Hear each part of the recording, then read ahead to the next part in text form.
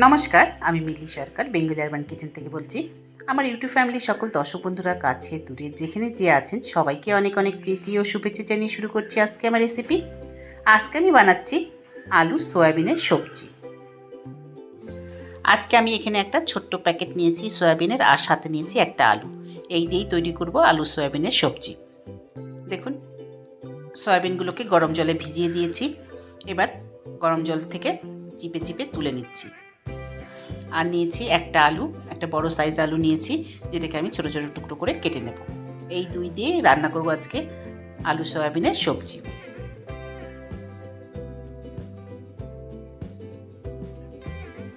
এই আলু সয়াবিনের সবজি ভাত, রুটি, লুচি, পরোটা যে কোনো জিনিসের সঙ্গে খাওয়া যেতে পারে। আর এটা ছোট বড় সবাই খেতে কিন্তু খুব পছন্দ করবে। আর এটা একটা হেলদি প্রিপারেশন। প্রথমে কড়াই বসিয়ে দিয়েছি। কড়াই গরম হয়ে গেলে দিয়ে দিচ্ছি 2 চামচ মতো সর্ষের তেল। তারপর তেল গরম হলে আমি এর মধ্যে দিয়ে দেবো একটা আলু, যেটা ছোটো ছোটো টুকরো করে কেটে নিয়েছি, সেটা দিয়ে দেবো। আর সেটাকে নুন হলুদ দিয়ে ভেজে তুলে নেব।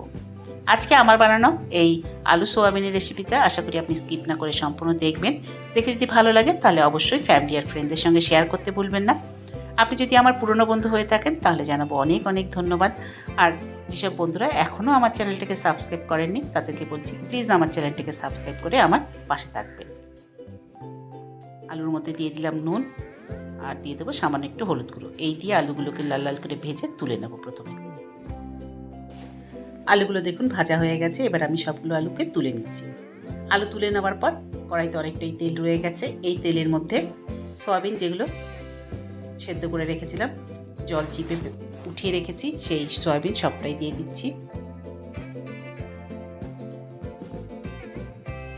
দিয়ে দিলাম সয়াবিন দেওয়ার পর দিয়ে দেবো সামান্য একটু নুন আর একটু হলুদ গুঁড়ো। দিয়ে সয়াবিনগুলোকেও বেশ ভালো করে ভেজে তুলে নেব। নুন আর হলুদ গুঁড়ো দিয়ে দিলাম। দিয়ে এগুলোকে ভালো করে নেড়ে দেবো। তারপরে উল্টোপাল্টা করে ভেজে এগুলোকেও তুলে নেব। সয়াবিনগুলো বেশ ভালো করে ভাজা হয়ে গেছে। এবার আমি সবগুলো সয়াবিনই একটা বাটিতে তুলে নিচ্ছি।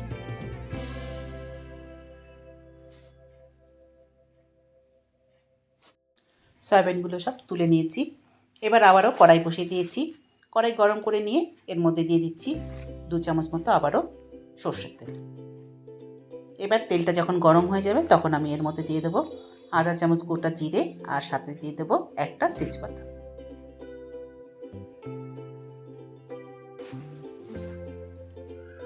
তেজপাতা আর জিরে দিয়ে দিলাম। এগুলো যখন একটু ভাজা ভাজা মতো হয়ে যাবে তখন আমি এর মধ্যে দিয়ে দেবো একটা পেঁয়াজ, যেটাকে আমি একটু পেস্ট মতো করে নিয়েছি। সেই পেঁয়াজ পেস্ট সবটাই দিয়ে দিচ্ছি। দিয়ে খুব ভালো করে একটু ভেজে নেব। তারপর আমি এর মধ্যে দিয়ে দেবো 1 চামচ আদা রসুন পেস্ট। দিয়ে পেঁয়াজের সঙ্গে এগুলোকেও একটু ভালো করে কষিয়ে নেব।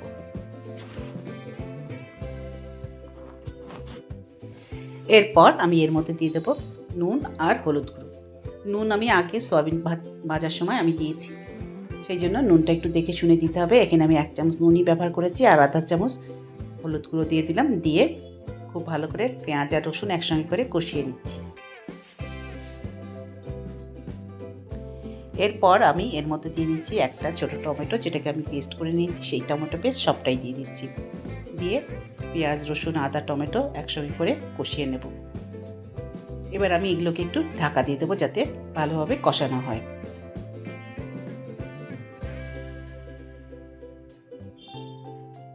দিয়ে দিলাম ঢাকা দিয়ে 2-3 মিনিট একটু রান্না হতে দিয়েছি। তারপর ঢাকাটা সরিয়ে নিলাম।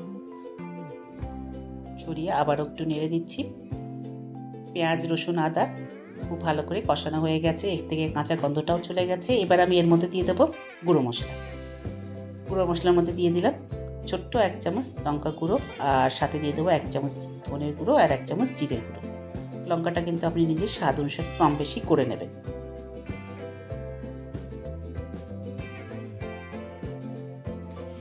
এরপর এই গুঁড়ো মশলা বাকি মশলার সঙ্গে খুব ভালো করে কষিয়ে নিচ্ছি।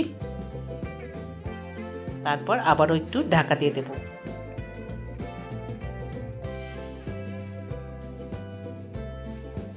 মিনিট 2 ঢাকা দিয়ে রান্না হতে দিয়েছি। এরপর ঢাকাটা সরিয়ে নিলাম। দেখুন মশলা থেকে তেল বেরিয়ে এসছে। এবার আবার একটু নেড়ে দিচ্ছি। মশলা কষানো হয়ে গেছে। এবার আমি এর মধ্যে দিয়ে দেবো আগে থেকে যে ভেজে রেখেছিলাম আলু টুকরো, সেগুলো সবটাই দিয়ে দিলাম। দিয়ে মশলার সঙ্গে একটু নেড়ে দিচ্ছি। তারপর দিয়ে দেবো জল।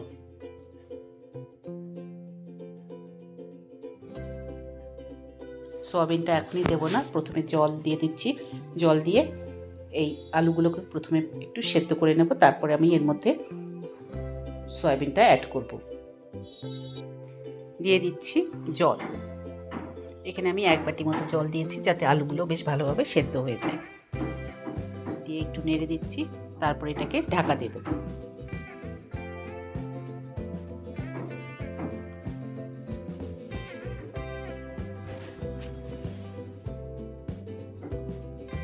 ঢাকা দিয়ে বেশ 5-7 মিনিট রান্না হতে দিয়েছি। এরপর ঢাকাটা সরিয়ে নিচ্ছি। সরিয়ে নিয়ে এবার দেখে নেব আলুগুলো কীরকম সেদ্ধ হয়ে গেছে। আলুগুলো দেখুন সুন্দর সেদ্ধ হয়ে গেছে। এবার আমি এর মধ্যে দিয়ে দেবো সয়াবিন, যেটা ছিল ভেজে তুলে রেখেছিলাম, যেটা সেই সয়াবিন সবটাই দিয়ে দিলাম। তারপর আবারও একটু নেড়ে দিচ্ছি। এর সাথে দিয়ে দেবো 1 চামচ মতো গরম মশলার গুঁড়ো।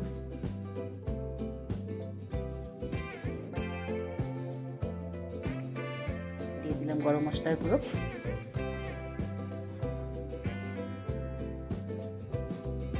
তারপর আবার একটু নেড়ে দিচ্ছি। তারপর আবারও ঢাকা দিয়ে দেব।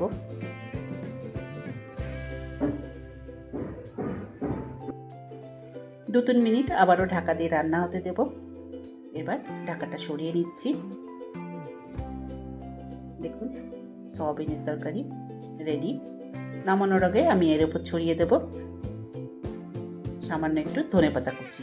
আর এইভাবে তৈরি হয়ে গেল আজকে আমার বানানো আলু সয়াবিনের সবজি।